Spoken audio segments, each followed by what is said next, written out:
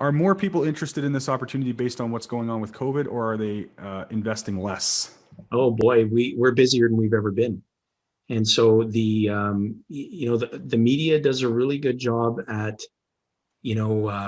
keeping people in a constant state of anxiety and fear and the unknown and uncertainty.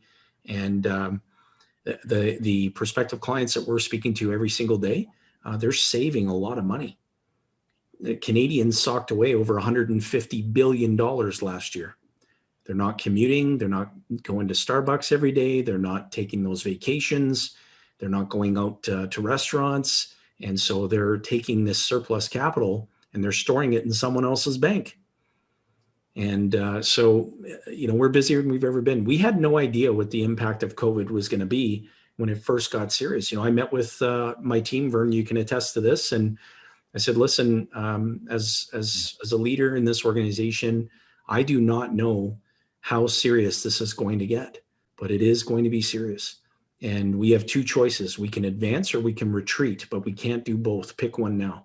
And everyone on our team chose to advance. And I said, well, you know what? As the leader, I'm going to eat last. Not one person on our team is going to lose their job on my watch. Not one pantry is going to go empty. Not one dinner table is going to have empty plates on it.